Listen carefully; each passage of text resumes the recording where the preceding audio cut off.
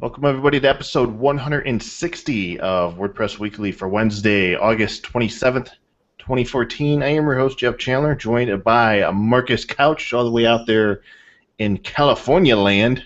That's What's right, happening out land of the there? high waves. We are doing well out here. Great to be back on another episode. Gosh, 160 we're already up to. And got a great guest and a lot of great news to talk about today.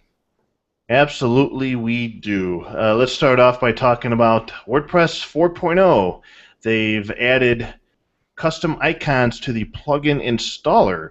So this is one of the last efforts towards improving the plugin discovery and installation process, the different screens in WordPress 4.0.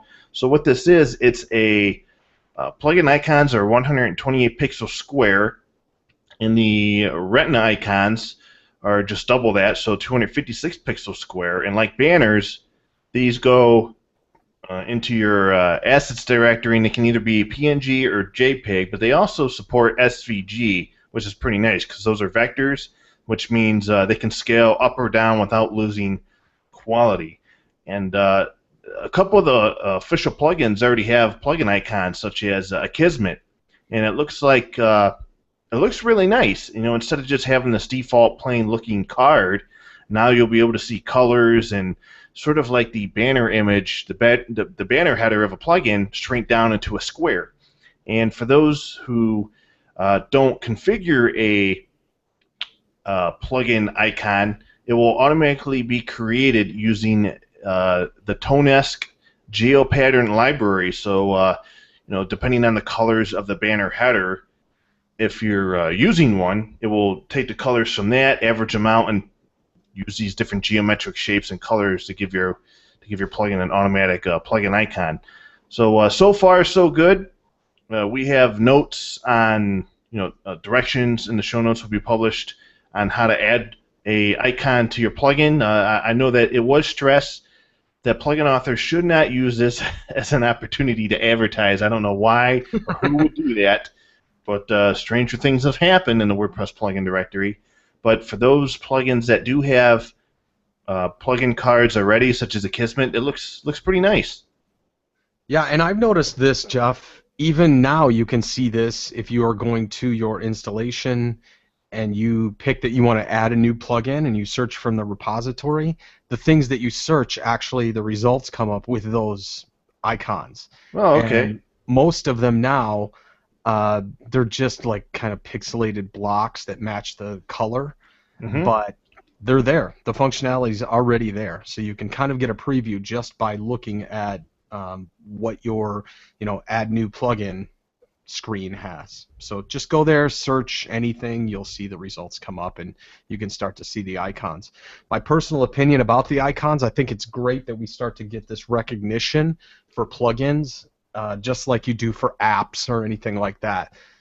Things are easily recognizable from that individual icon, and I think this is a great step to not only group together different plugins and maybe get a glance at their functionality just based on what their icon is, but now it's actually built in as far as brand management. So you're going to have a logo for your plugin or what have you, and people are going to recognize it just from that symbol. So I applaud the step. It's just one more phase in the ultimate branding of different plugins, and I think it's got a good future ahead of it. No, you mentioned apps, and it's funny you say that because now it just sort of dawned on me. I've been looking at this as just plugin cards, but now that you say app, now it looks just like it's very common to what you would see maybe in the App Store. You're looking at an app, and the app has an app image. You can see the reviews, the total number of downloads, and Right. other information related to that app. Now with these really nice looking plugin icons and this sort of rearrangement of the description and the information related to the plugin, it kind of looks like each plugin kind of looks like an app now, kind of. Right. Right. Exactly. I think that's the direction that we're going towards. So overall, it's really cool. So if you're a plugin developer, definitely look into adding a custom icon to your plugin to build up brand awareness. They look really cool. So with that, we'll keep in the plugin space. There's a WordPress plugin out there named WP Inject. Well, it's not WP Inject anymore. They've renamed it to Image Inject. and they've introduced a couple new features. Um, we wrote about this earlier this year on WP Tavern, and we were pretty impressed with its feature set. But we had noticed that, maybe unfortunately it was maybe didn't have quite the right name, because when you think of WP Inject, I, as well as a few other people, thought of, well, SQL injection, security vulnerabilities, some sort of weird uh, security stuff. So that's one of the major reasons why Dave Tasker, who is the main developer of this plugin, renamed it to Image Inject, so that you sort of know what it is and what it does based on the name without having any connotations of security aspects. So what Image Inject is, it's pretty cool. It supports Pixabay and Flickr, two of the largest sources of freely available images, which is really neat. And so you can browse through all the various images that you're free to use, and right within the plugin, or right within your post editing screen. And then not Dave Tasker, he's not the main developer. It's Thomas Hoefter. Yeah, Hoefter. So my apologies there. And he's the main developer of the plugin. But you can find that on WPScoop.com, and that's just really cool. It's one of the finding images. It's, all these WordPress teams have gone towards this trend of gigantic freaking 3 million pixel size images, and it's not easy to find those everywhere. So generally on Flickr and some of these other websites, those are sort of photography focused, and they're using these cameras that produce images at that size or larger. So it makes finding images that you can use without necessarily having to worry about copyrights and things of that nature a lot easier. And since it supports Pixabay and Flickr, it's one of the only plugins that supports both of those services, meaning you just have a wide assortment of images to choose from. Yeah, Thomas is an excellent example of a really good developer of plugins. He's had a couple other ones as well. He's the guy who made WP Robot, and he also handles the CMS Commander service, which is kind of like managed WP in that sense. So he's really one to kind of keep his pulse on what's needed in the plugin community, and I applaud him for this. And I think the name change is pretty good. It really gets to the heart of the matter as far as what this particular plugin does. So why not call it what it is? But this is great. I love the fact that it gives image attribution and captions and things like that straight out of the API for Flickr or whatever. It's a great plugin. I use it actually for one e-commerce site that I have. It's nice to get pictures of exciting people and people jumping up and down and all that kind of stuff. So I love it. I love the plugin, and I know that Thomas is doing some really great things within the WordPress community.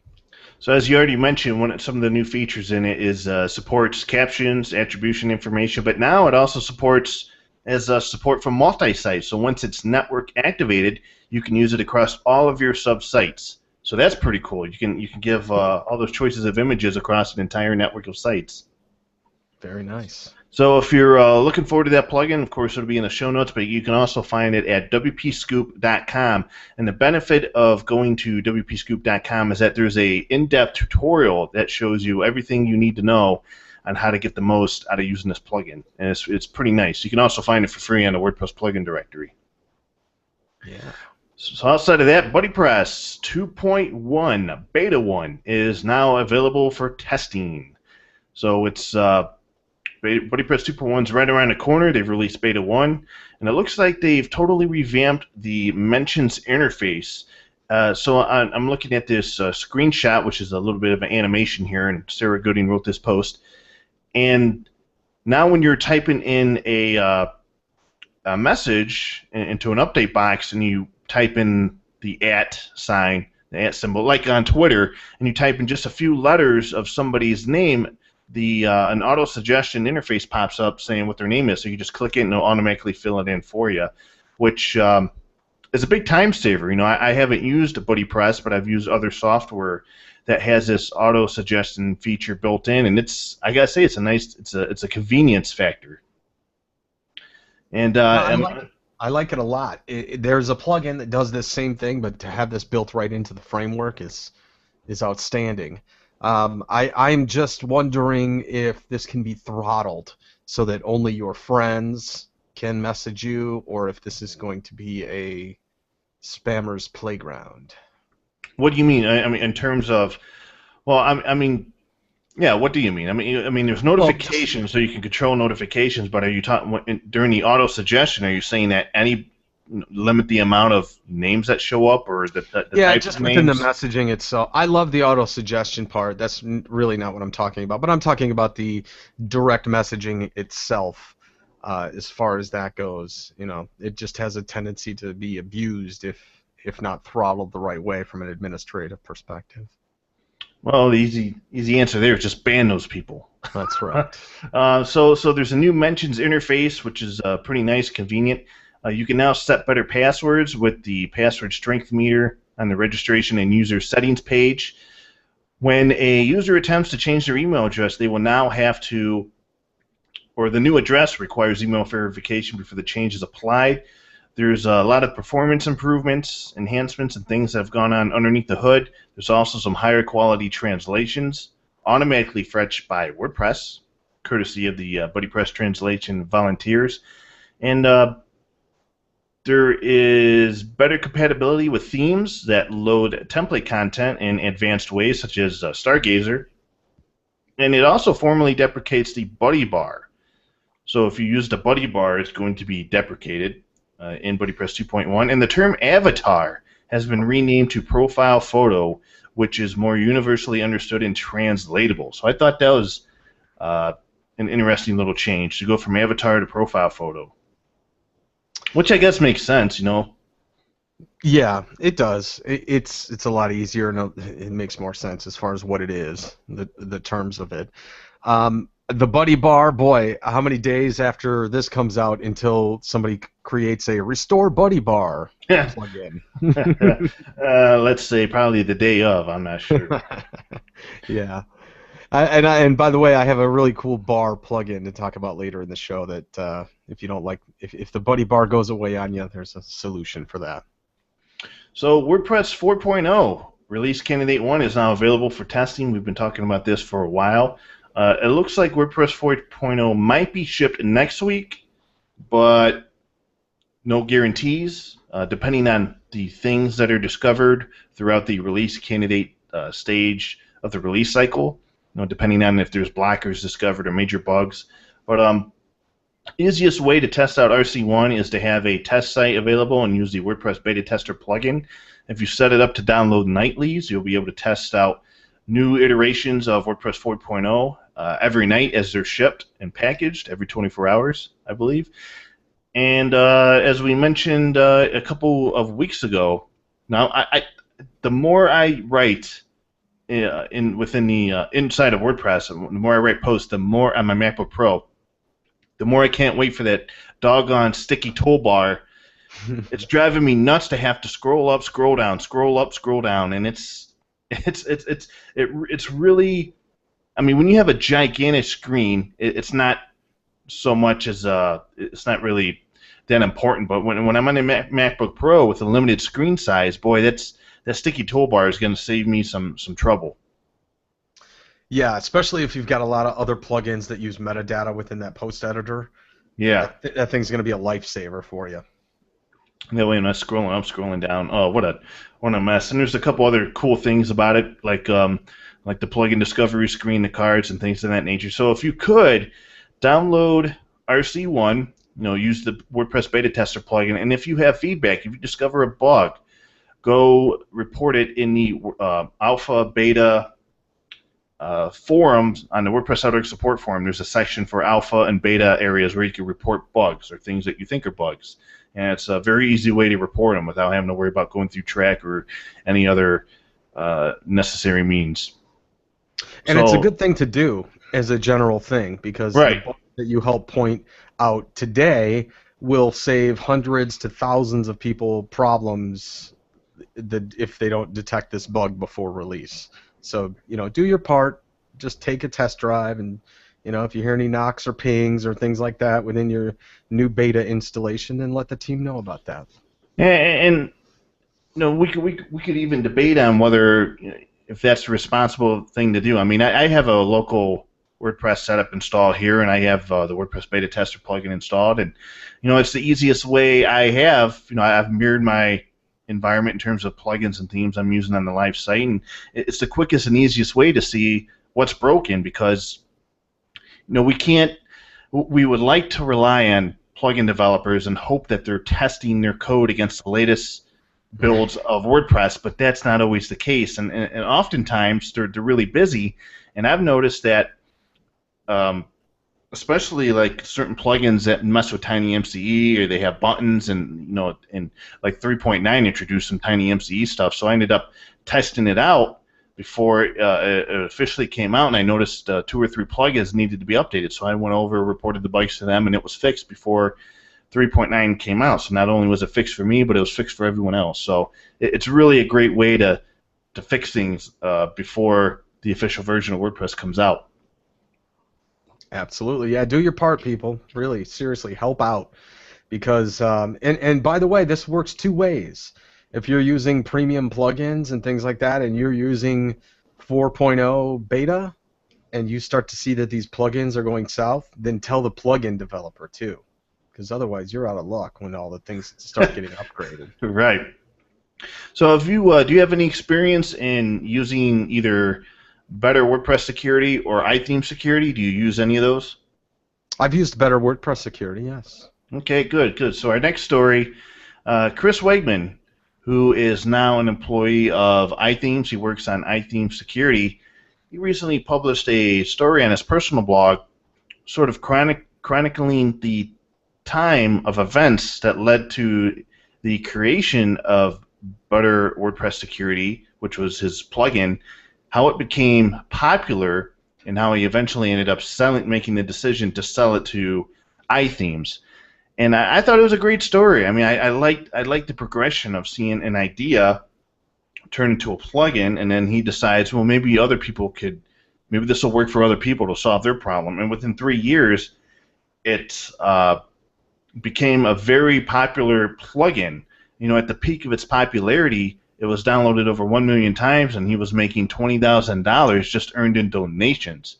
I mean, I don't know if really anybody else who makes that, who would make anywhere close to that in the amount of donations. Of course, he mentions that the banner that says "Please donate if this helps you" or whatever.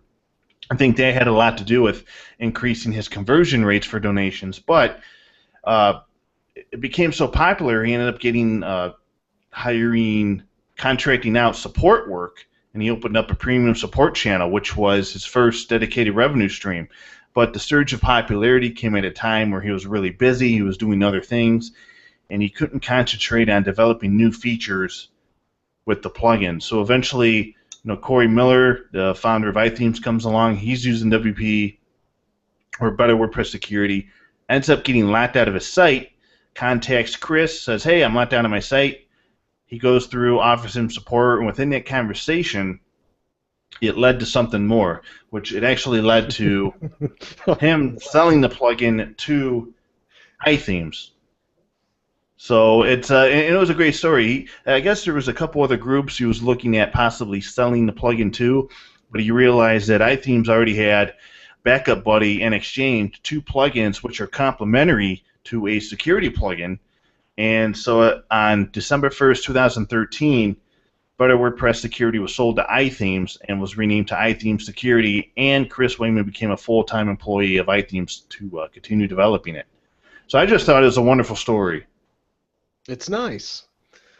That's the kind of thing that we like seeing in this community, is just a cocktail napkin idea into a base rudimentary plugin that then grows and advances and then gets acquired by somebody who can spread it out even further within the community. Isn't that what everybody wants as a plugin developer? Yes, I would imagine. I mean, well, and I was thinking about this. I don't have a cough button on this, like a professional studio, but I was thinking about this. Is how come we don't hear more stories? With the plugin directory at around 30,000, actually 33,000 plugins, I would think that we would hear more stories all the time of plugins, popular plugins being acquired or being sold, or these big success stories, or people selling things off. But I don't hear about them that much. I don't read about them that much. Maybe it's because of course, it has to be the desire or goal of the plugin developer to go that way to even get that far. But it just seems like before it even gets that far, there's a lot of plugins that just end up in the graveyard. They become abandoned, either through lack of time, lack of effort, lack of wanting to make money off of them, or just a lost, lack of interest. So, I just wonder, with 33,000 plugins, I just kind of curious as to why this doesn't happen more often, why there aren't more success stories like this. Maybe I'm just not seeing them. Maybe he's working it harder than anybody else.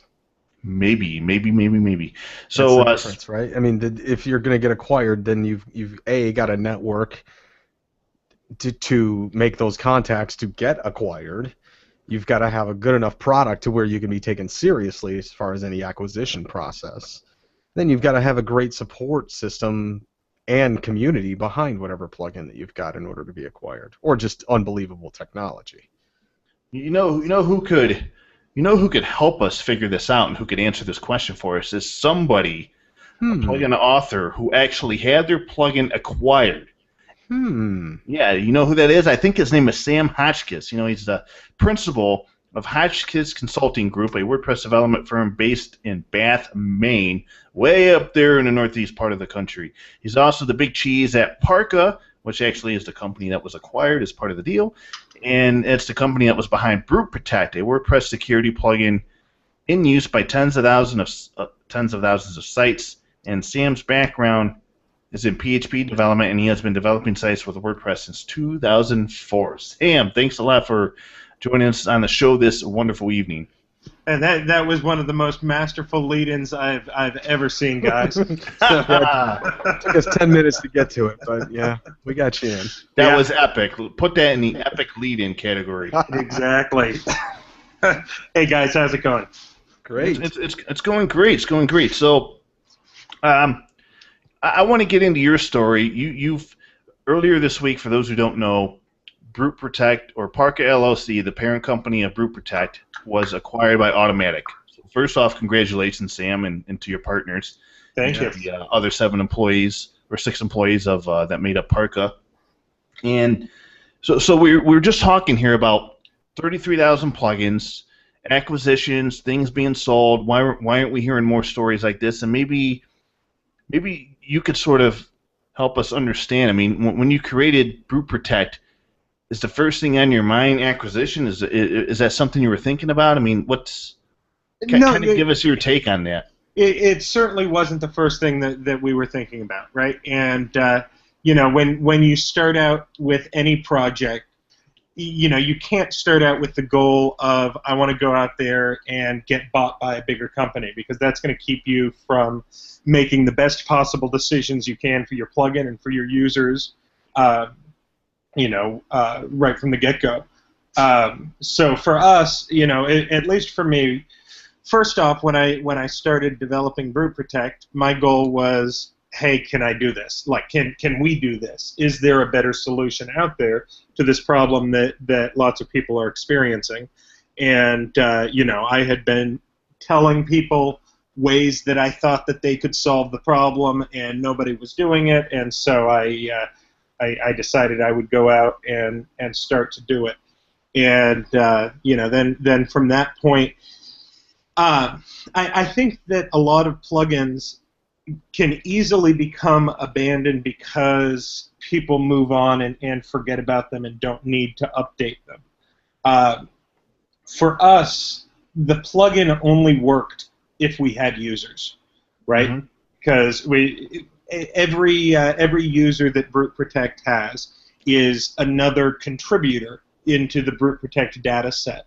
Everybody's feeding back their failed login informations, which is allowing us to, develop this this great knowledge of who's attacking WordPress sites. So, in order for our tool to even be useful, we had to keep pushing and working on making it useful and getting more users.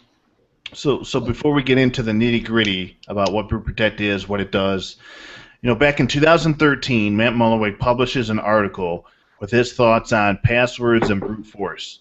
And the article was published around the same time a massive botnet was using brute force techniques to log into WordPress sites using admin as a username. And his article was sort of in response to that. Now, the article generated a healthy discussion on the WP Hackers mailing list, and especially around the limit login attempts plugin, which anytime you talk about brute force attacks, this plugin almost universally comes up as, yeah, just use this and it'll lock everybody out. And this discussion, you actually got involved in this discussion, and tell us about what it is you were thinking at the time and your thought process behind coming up with a solution to battle against these brute force attacks.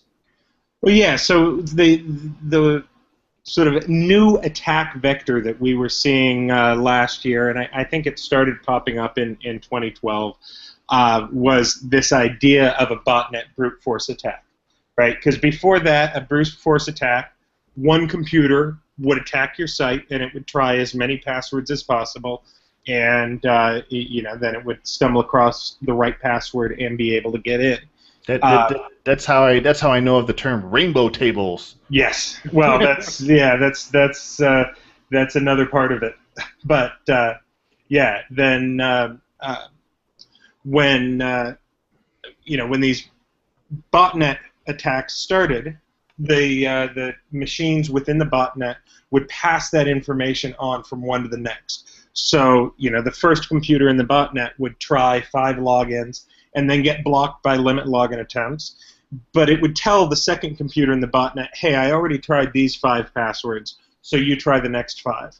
And so on and so forth. And so now, instead of being able to, pretty effectively block against this type of attack by just looking at single IPs, we needed to look at the community more as a whole and say, who are these machines that are trying to attack our sites, and how can we block them, right off the bat, rather than having to give them, the largest botnet that we've seen over the last year or so has been about 360,000 IPs. So, wow, you multiply that out, that's what, 18 million? Yeah. But that's a lot. And I think 1.8 million. I think it's important to note here that WordPress, if you don't put something in front of it, that WordPress, you're allowed to try as many times as you want to guess a username, and I think WordPress will give you a different error message if you have the. I think most software does, where if you get the correct username, it'll say error incorrect password. So I don't know if the botnets are smart enough to realize, okay, well, we figured out the username, now we just got to figure out the password. Well, and in WordPress, like in most services, really your password, or rather your username, shouldn't be treated, or doesn't need to be treated as a secure piece of information, right? I mean, if you're using Twitter, everybody knows what your Twitter username is. If you're using Gmail, everybody knows what your Gmail username is. There's a lot of emphasis that I've seen placed on the idea of, keep your username secure, but really, that's not the secure part of the equation. I mean that's a very contentious debate. That's still hotly debated to this day on why WordPress, the devs, the tickets. It's been brought up numerous times. The username is considered public knowledge. Yeah. That's the side of the fence I'm on, at least. Okay, so you find that we have this limit login attempts. It's blocking one machine, but then the next machine comes in and it tries, the next 5 times or whatever limit login attempts is set up to do a block that IP, and it just on and on and on and on. So really, limit login attempts really isn't doing you any good. Yeah, exactly. And so what we were able to do is come up with a tool. Really, we tried to look at a lot of the ways that Akismet was built and interacted with WordPress. My original idea was, hey, this should be a part of Jetpack, And I said that in the WP Hackers mailing list. I said, why don't we just add a module to Jetpack to do this? And what kind of response did you get from that? None. None? None. So I set off and did it myself, and now we're going to get to make it a part of Jetpack. So yeah. It worked out a little bit longer time horizon than I'd originally imagined, but it's going to be a good thing, and we're really excited about the possibility to touch millions of blogs out there. So just on that topic of, I just think it's fascinating that you wrote this. Another option to consider would be adding the security plugin to Jetpack. I mean, you wrote that, and here we are, about a year or so later, and BruteProtect has been acquired and will be rolled into Jetpack. I mean, it's like you wrote your destiny. Right? Yeah, it's funny. I had forgotten all about that until I was going to write the blog post for our site, telling people that we'd been acquired.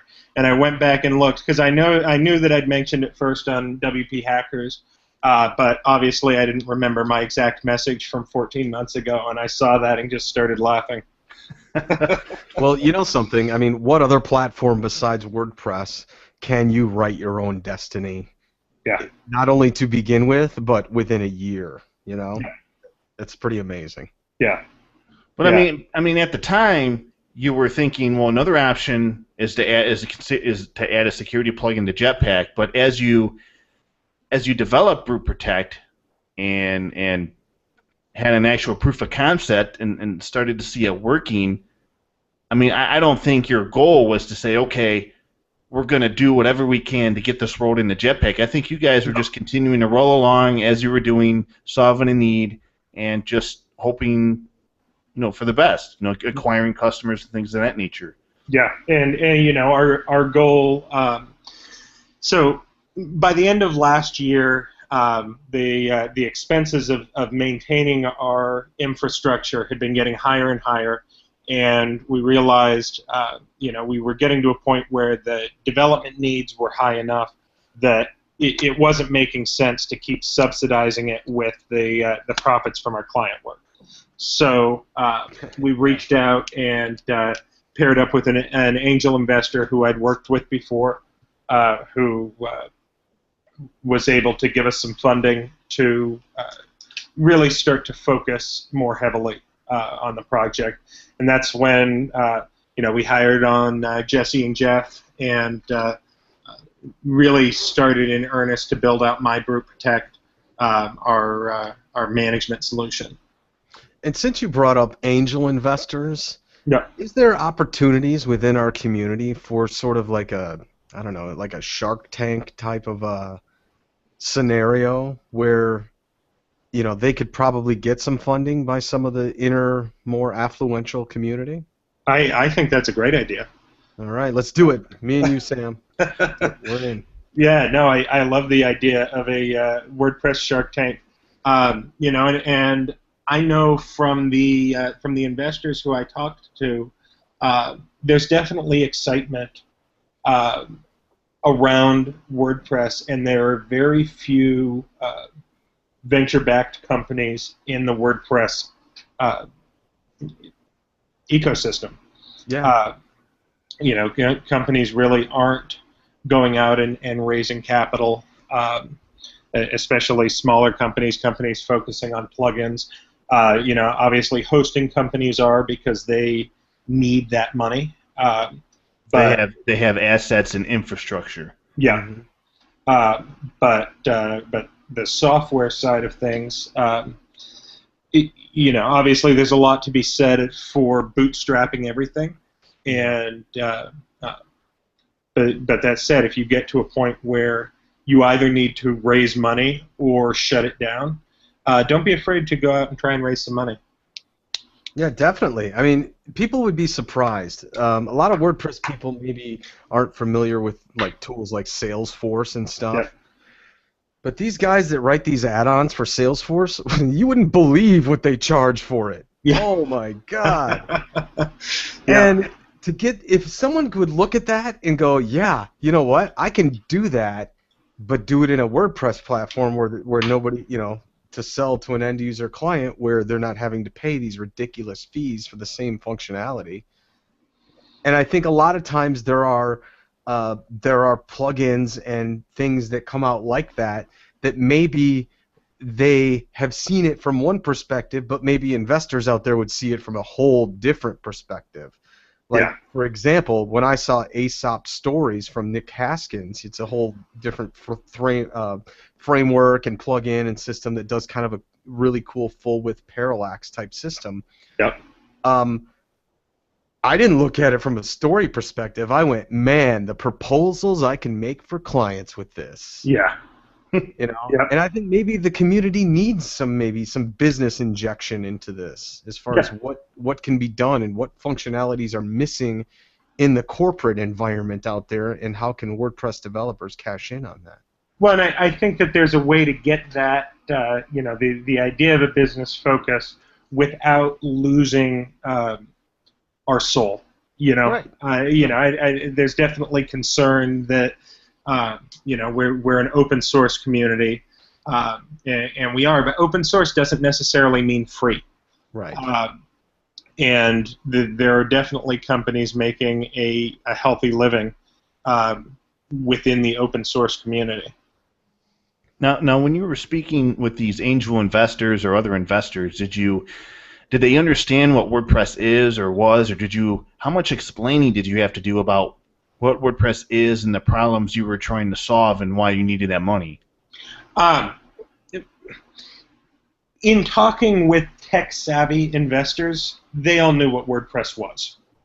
And, the intricacies of what a botnet brute force attack is, obviously needed some explaining. Right. But showing them, hey, this is a solution that could potentially help 100% of users running a platform that powers almost a quarter of the internet is a pretty powerful thing to be able to say. So one of the things, when I first discovered BruteProtect, which I don't even know really how I came across it, you might have pitched it to me actually through the WP Tavern contact form. So I install it, and it says it's working, and then it starts telling me it's protected my site from these so many attacks or these IP addresses, and it's sort of crazy. As a user, I'm so used to options and seeing things and wondering what's going on, but with BruteProtect, I installed it. I really didn't have to configure anything, and it was working, yet I didn't know what it was doing. You almost don't know if it's working or not because there's nothing for you to do except just enable it. What does it do in the background? Well, it's interesting that you bring that up, because I think that we sort of stumbled into two really good sort of design and presentation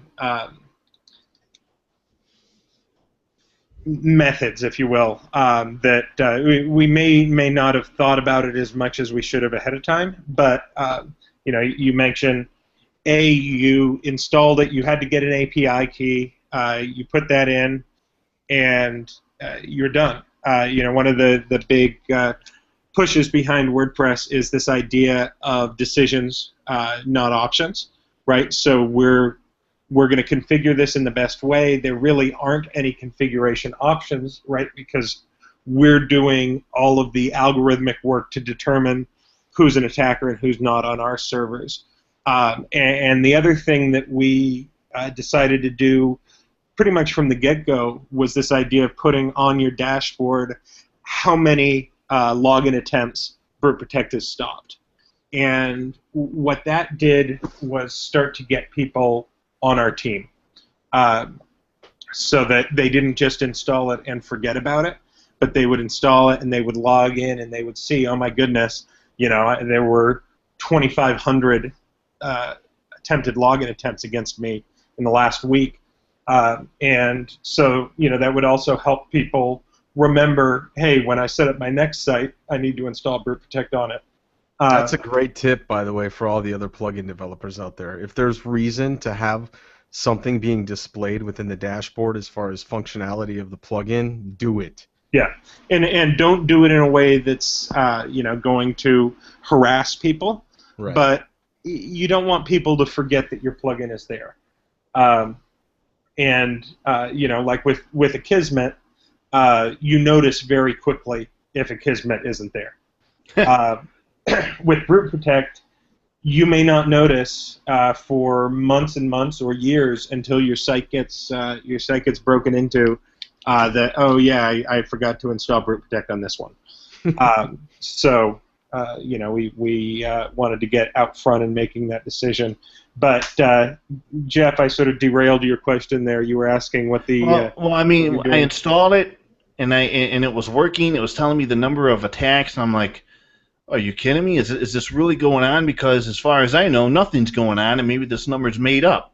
Right. And I had no idea what it's doing in the background. It seemed like it was working, but I didn't. What do you I need, didn't green configure lights? anything. It's just like install, and oh my God, here's a reality check. Look how many attacks are going on you didn't know about. Well, what do you want? Pretty little buttons? What? What do you need?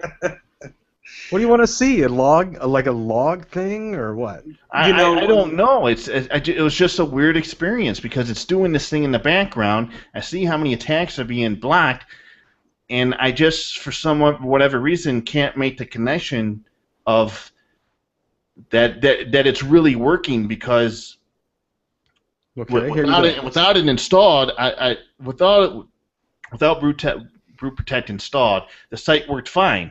Right. I may not have. I mean, there may have been a bunch of attacks happening, but I didn't know, and the site was working just fine for me. Now I installed BruteProtect, and it's telling me all these attacks are happening and being protected against, and I've sort of was questioning as a user. Well, it was working fine before this, and now it's working fine after this, and it's telling me all these attacks. I don't know. It was just hard for me to make the connection. Well, between it actually working. You're not the only skeptic out there. And we did have on our roadmap this idea of adding in logging that could be turned on. What about like they could just click on the number of instances and then see a log of that? Yeah. So the reason that we hadn't done that to this point was simply for performance. Okay. We keep all of the data on our end, but we don't. We keep all of the data for failed login attempts. We don't keep detailed statistics on every time we block a login. Yeah. Just because we were and still are gathering data at a pretty ridiculously fast rate. I mean, we're adding thousands of rows to our database every second as this information comes in. And so the idea of logging every blocked attack as well was pretty daunting from a server management perspective, if nothing else. Yeah. So I guess, Jeff, the answer to your question is you don't want to know, brother. Yeah, I probably don't. You don't want to know if it's working. You don't want to know. You let Sam and his team figure out all the garbage. Yeah. You don't need to be exposed. Just cover your eyes. So it's working. Let's talk more about this acquisition. So there are all these companies. You're looking for a second round of funding. Yeah. You end up talking to Matt as a potential investor, but in the midst of that conversation, you notice that he maybe wants to do something a little more. Tell us about that. That was an interesting moment, a pretty exciting moment for our team when we got an email from Matt saying, not necessarily interested as an investor, but might be interested in you guys joining the team. And I can tell you, we all did a little dance around the office at that point because that wasn't something that we were even thinking about. But obviously, for a group of people working in the WordPress space, there's no greater compliment or a greater person to deliver a compliment than Matt Mullenweg even suggesting that you come and work with him. Yeah. So I mean, he pretty much said, and instead of going out and investing sort of asking you questions about what it would be like. How far could we take this? How could we improve this if it was within Automatic and using our data centers and our power and our ability to really enhance the data you're collecting, and how that would be a benefit to more WordPress users? Well, yeah, really, we had this moment of sort of being on the same page, right? Where Matt's number one interest is to try and make the web a better place and make life as good as possible for WordPress users. And our goal from the get-go was to do our part to help make the web a safer place. And so this idea of, we've been obviously very happy with our growth, right? We've doubled in number of users about every 2 to 3 months since we launched. So we've been picking up users very, very quickly, which is exciting. But, we still would have a long way to go to get into the ballpark of, being a Jetpack. Plus, we felt like the opportunity, to work with the data that Automatic has and is able to collect, number one, and number two, to work with the people there was an opportunity we couldn't miss.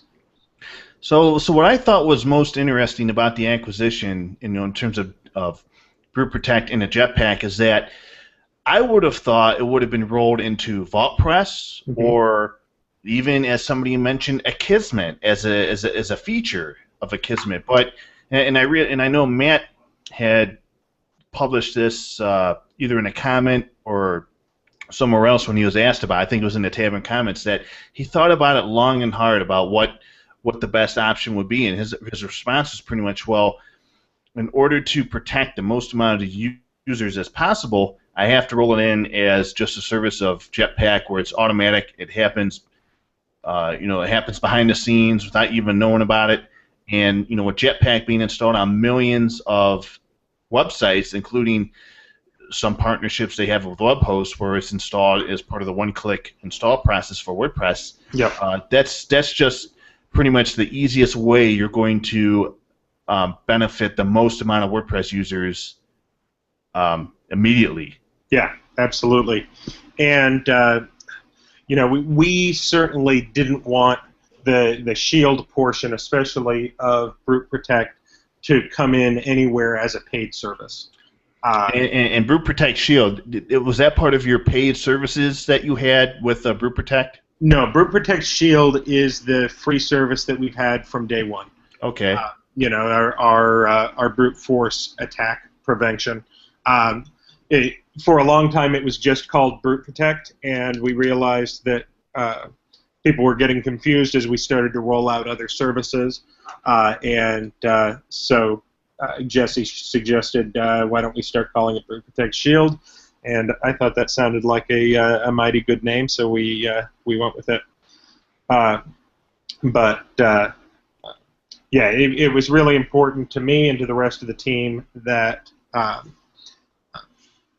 Shield especially be free to everyone forever.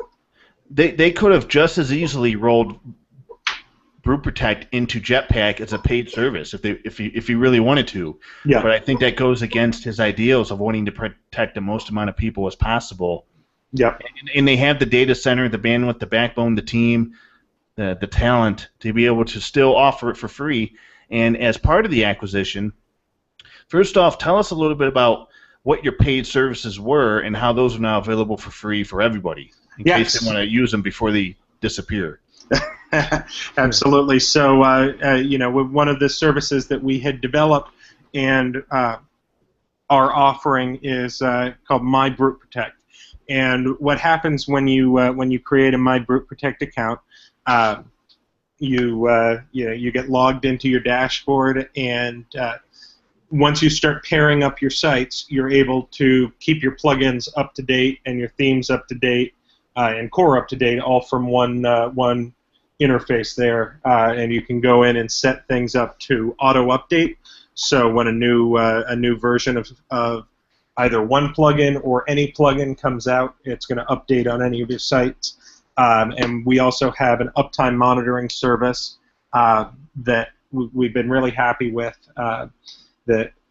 We developed to go out and if we detect that your site is down, we then check it again from 6 other servers spread around the world to make sure that it's down from everywhere. And if it's still down, we take a screenshot of your site and email that to you.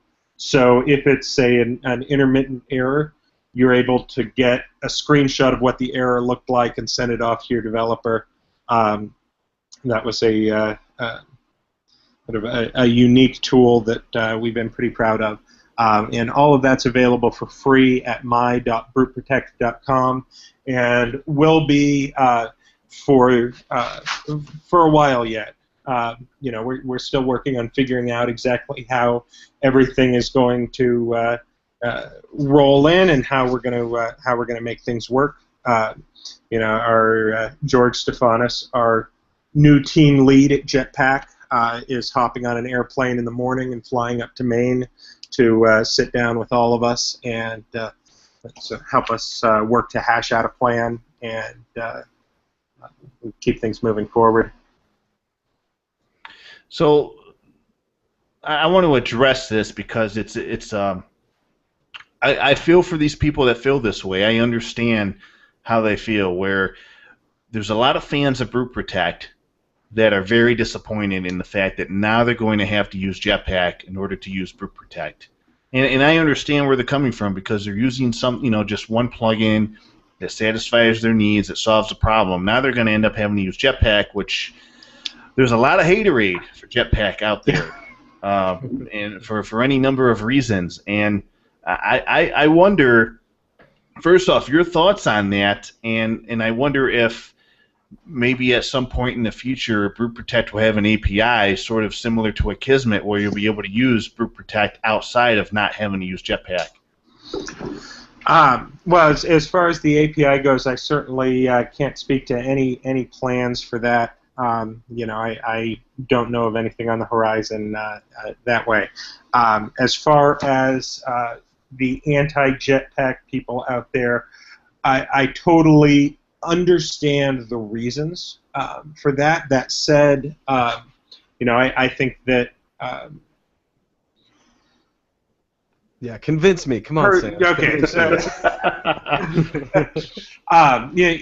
There are a lot of people who are out there talking about how heavy of a plugin Jetpack is, but really, it's very easy to turn off modules if you feel like you're running too many things, and as an impact on your actual load times, if you're running only the modules that you want to be running. Really, that impact is pretty minimal. One of the things that I'm hoping to be able to look at, over the coming years is how can we make that, even better, and how can we help to continue to evolve the plugin. There are some pretty amazing tools that are a part of Jetpack, and I think people lose sight of that when they start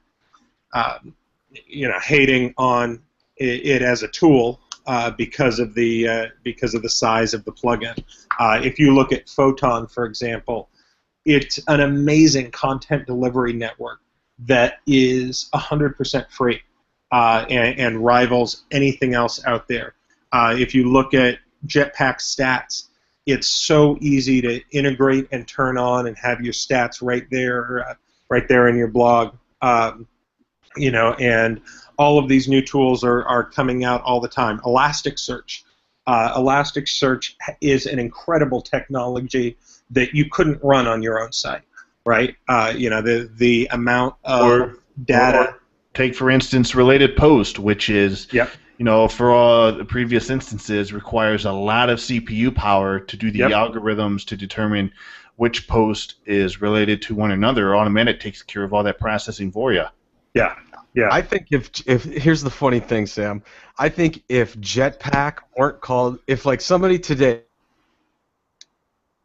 a rocket ship, and it did the exact same things Jetpack did, I guarantee you they'd be lining up going, man, this is so great. Yeah. It's awesome. But I think it's the stigma, too, because Jetpack in its earlier days was bloated, and it did a lot of things that your typical self-hosted WordPress guy would never want, or they would have their own, better plugins that did some of the functionality that Jetpack did, but on a much higher scale. Yeah. So well, not only that, but there's all these articles over the years that have said, the number of plugins determines how bad a performance your site's going to have. Install the least amount of plugins as possible, and then when you install, Jetpack is commonly referred to as a Franken plugin because it's one plugin with it's like 30 plugins in one pretty much. But almost every argument against Jetpack has a counter argument, whether that be a filter, whether that be easy to use UI to enable or turn off stuff. Either that's a philosophy determining which modules are auto-activated, which if they alter the front end of your content, they are not auto-activated. That's a very key point with a hot point with Jetpack. And there's like, I don't know, between filters and hooks to alter its behavior, somewhere over like 300 or 400. So you can alter the behavior almost any. You can make Jetpack do whatever you want if you're not happy with it out of the box. And I just don't think that's not coming up across. People just don't know about that. Yeah. And I think most of the plugin complainers out there are the same guys that have like 300K sized images on their site, and they worry about the speed. Exactly. And, you get it's really easy for people to get in a mindset where they either like or they dislike something without knowing much about it. It's something that I experience all the time when I'm talking with my 12-year-old nephew. And he'll tell me he either likes or doesn't like something, and I'll start asking him why, and he'll say a couple things, and I'll ask him a little bit more, and he just can't back it up. I think a lot of the people who have negative things to say about Jetpack are doing so and maybe not completely informed as to the current state of the plugin.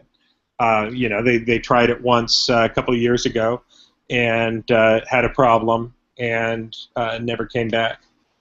All right. Well, this note goes out to Matt. If you'd like Sam, Jeff, and I to be in the consulting group to re-promote the grand reopening of Jetpack, we are now called Rocket Ship. Is that right? Yeah. Yeah. Well, I tell you, I don't think you'll find any larger supporter of Jetpack than Matt himself, which makes sense. And I think there has to be. I mean, Jeremy Herv, who works, I think, on the Jetpack development team, on his personal site, he's written filters and tutorials about how to alter Jetpack.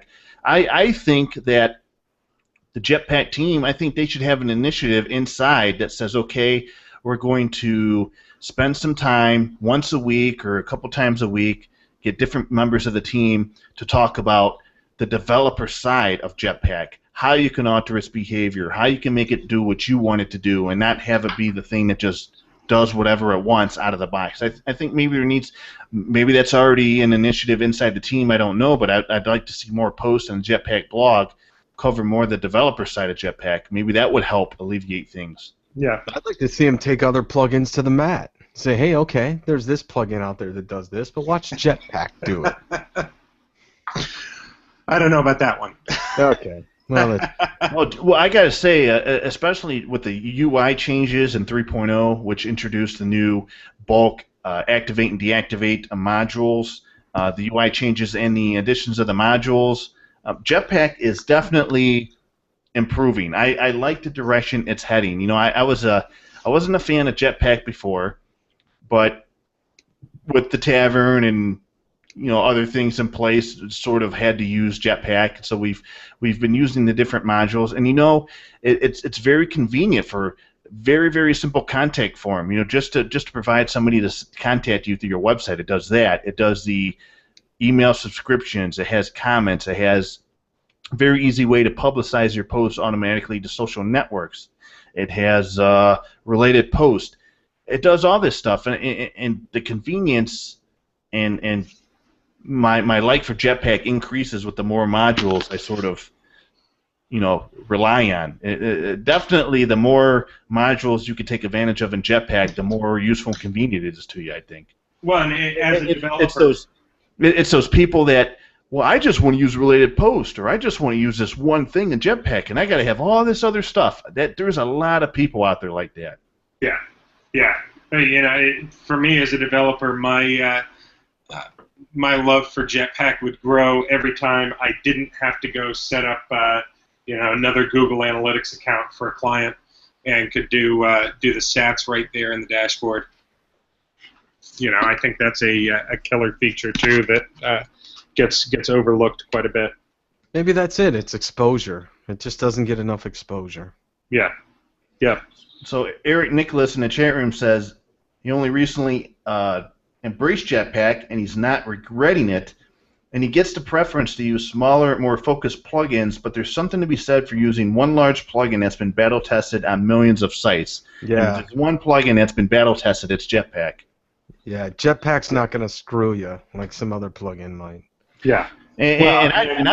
I've personally noticed that the Jetpack development team, they are super responsive to bugs you report, problems you have, directing you in the right direction in order to submit a bug report and to work with you on fixing it. I've seen them be really responsive in terms of the support forums and helping you locate bug reports and then addressing those in future releases. So I got to say, they seem to be on top of their game. Oh yeah, it is a pretty amazing team.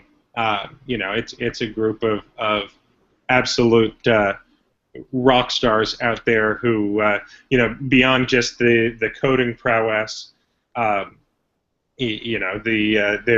attention to detail and attention to the community is pretty awesome.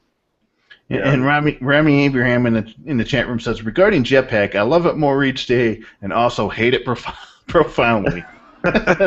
Well, there you go. Love-hate relationship with Jetpack. There's plenty of those out there. It's the Taylor Swift of plugins. Yeah. So right, know what that means. So right now we're at the very beginning stages of BruteProtect being rolled in the Jetpack. As I understand it, it looks like from what I understand, based on the initial how you guys have been discussing this, and from what I've read, that when it rolls in the Jetpack, whatever API key we've already got connected to the Jetpack will be used for BruteProtect, and BruteProtect will be turned on automatically unless the user specifically opts out. Is that the way it's shaping up? That's my understanding, and we're looking to have BruteProtect into Jetpack by the end of the year. I would highly recommend to any users out there, if you're not running BruteProtect, install it, and if you are running BruteProtect, keep it running. Don't just say, oh, well, it's a part of Jetpack now. It's not a part of Jetpack yet, but we're definitely working on it, and hope to have that delivered as soon as possible. But if you're running both BruteProtect and Jetpack simultaneously, once you update Jetpack to a version that includes BruteProtect, it will automatically turn BruteProtect off for you, so you don't have to worry about running it twice. It will be smart enough to turn itself off. Yeah, you don't want to cross the streams like that. Yeah. Now, have you been thinking about future features, things that are maybe in the pipeline after this rollout, this integration is completed? I'm always thinking about future features, but there's nothing really at this point that is certainly sure enough to make any comment on. Well, I gotta say one thing, and to your earlier point, I think it's badass that you're getting something that was in your inception that's now being put into Jetpack that's opted as on. I guess you could say opt on. Yeah. What does that mean to you personally, as far as the pool now of data that, when you started, you probably just dreamed that you could have this much analytical data to peer over, It's pretty cool.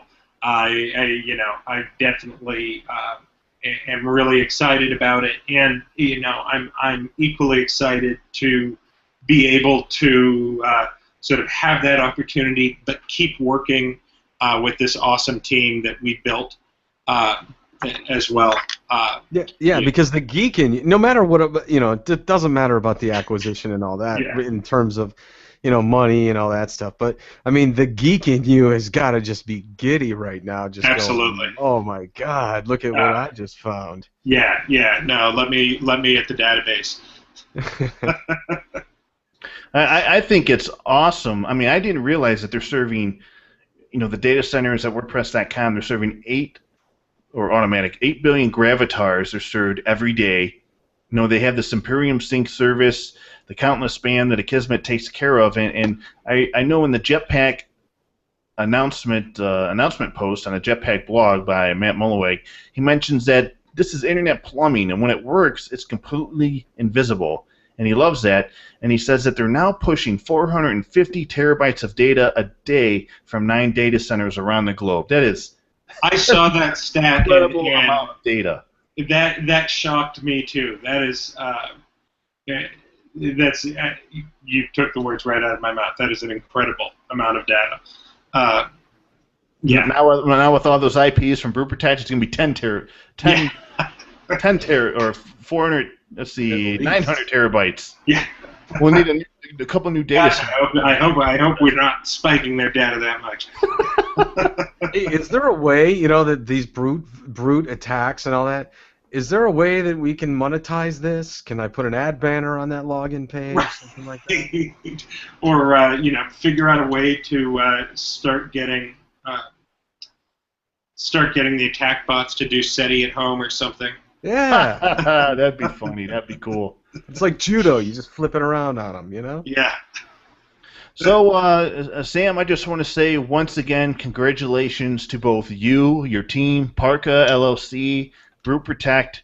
I know some people see it as not a huge win. I think it is a huge win, purely from the data perspective, that there's far more Jetpack users than there ever would have been BruteProtect users, most likely. Absolutely, and the ability too for us to go out there and have a secure future, I think is a win for everybody in the community, because we know that we're going to be around for a long time, able to help keep people's sites secure, and we are just tickled pink at the opportunity we have before us.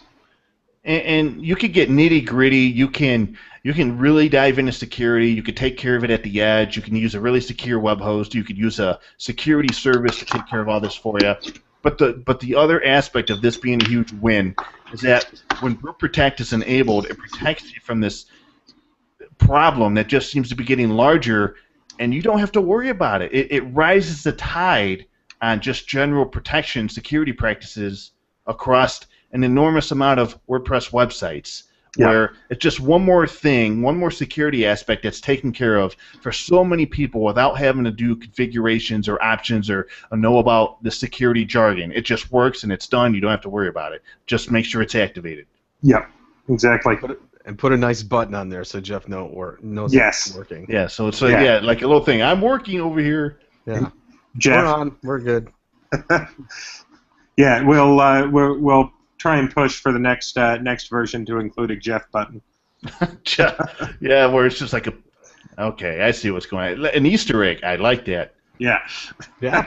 There is a picture of you, Jeff, with a thumbs up. Maybe we can use that. If you do an Easter egg, I would appreciate it if you do it with the Konami code. I would love that. All right.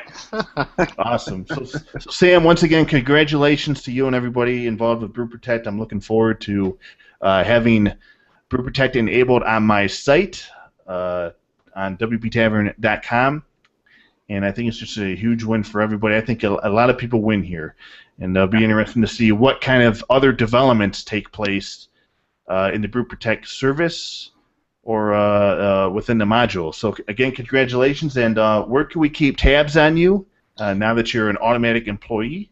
You can keep tabs on me on Twitter at Hotchkiss Web, or my website is samhotchkiss.com, or come find me at your local WordCamp.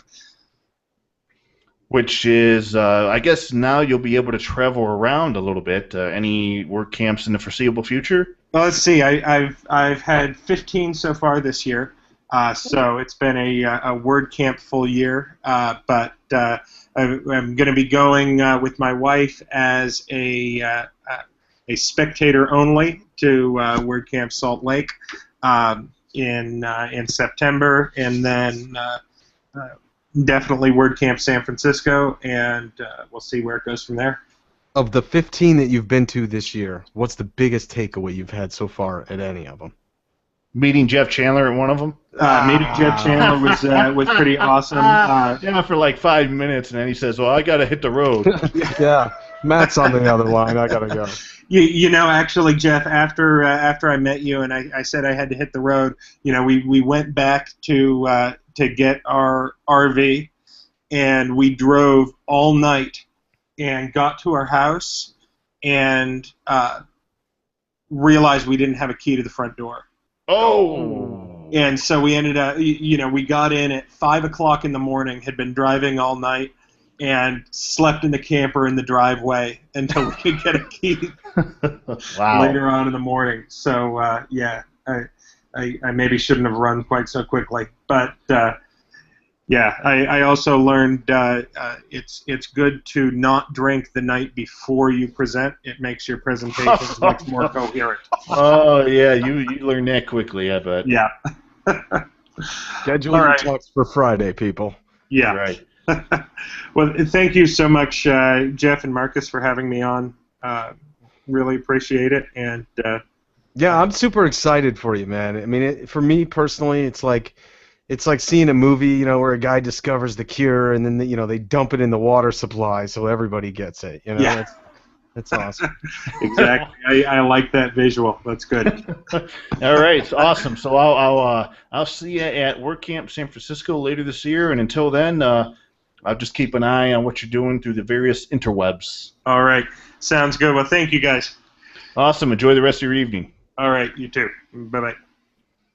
So that was Sam Hotchkiss, founder of BruteProtect, Parka LLC. They were acquired by Automatic, and now BruteProtect will be rolled into Jetpack. Yes. Yeah. Epic win, I think. Yeah, that was a awesome great conversation. there. And yes, I thought so as well. Yeah, that was awesome. And, you know, it's great to know that there's plugins out there that are really keeping us safe. You know, it is like a shield that we're kind of putting over our sites. And more, even the most secure plugins that I've used on sites out there, you know, seem to be getting attacks and, you know, getting emails from my host provider saying, what's going on with this file and this file? And so you got to really be careful. So it's best to be protected as best you can. And the more modules and services and things that we can have, like BruteProtect, that protects you from a certain attack, and it just works. You turn it on and it works. You don't have to worry about configurations, doodads, or jargon, the better, because you know it can get really out of control depending on some of these WordPress plugins you use that do about 20 or 30 different things. And if you don't know what you're doing, you can easily screw yourself or screw your website up. You can lock yourself out of your site. There's a lot of things that can happen. So the more that could be done without user intervention and it just works, I think the better off the overall WordPress usership will be. Yeah, definitely. And I can't wait to see what icon they come out for the plugin either. I wonder if they worked. I wonder if that's already available. Did you check? I have to check because I thought maybe they were working on it or they might have already created it. Well, we'll see. We'll have to figure. There's going to be a whole new industry now of plugin icon designers. Yeah, I'm starting up a new business. You know, PSD plugin icons. You know, I'm on it. I'll sell the service. I'll do the service on ThemeForce. So let's wrap it up here, Marcus. Why don't you give us your plugin picks of the week?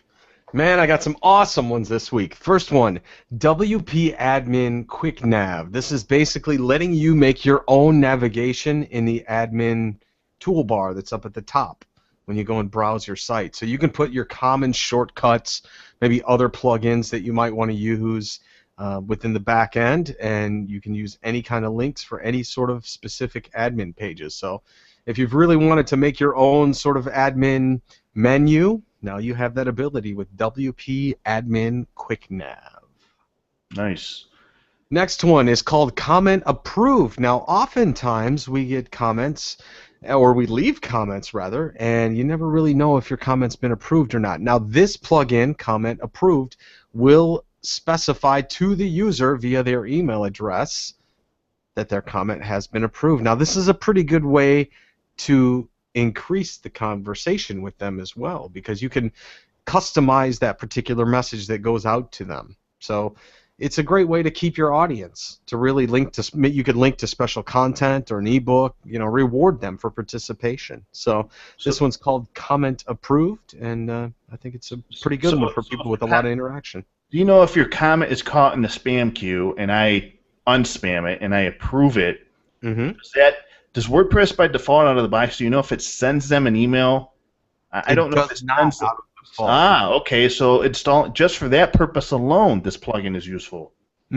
Absolutely, yeah. So be careful, though. I mean, you wanna obviously use discretion in how you approve comments, but the ones that give you valid comments and something that's worth the contribution of your own community, then I think they should be rewarded with something, at least a thank you, right? Well, it just happens all the time, especially on a large website where legitimate people get flagged by a Kismet as spam. So when they, instead of sitting on the website or having them send an email saying, I think my comment was flagged, if it is flagged as spam, it will automatically send them an email saying, no, it was approved, and they won't have to keep refreshing the site. And it just keeps the communication channel open that says, okay, well, your comment's there because I approved it. Yeah, and what kind of, in this self-obsessed society, who's not going to get a comment approved notification and then go check the post again and go, did anybody else say anything? Yeah. So the last one I've got is called WP is Mobile Text Widget. Kind of a long name and probably is going to make a lousy icon. But this basically adds a text widget that is only displayed when somebody's on the site in a mobile browser, which is pretty cool because then you can just leave them a message like, hey, we're closed. So, let's see. Or call us, or, here's our number, like a click-to-call link, something like that.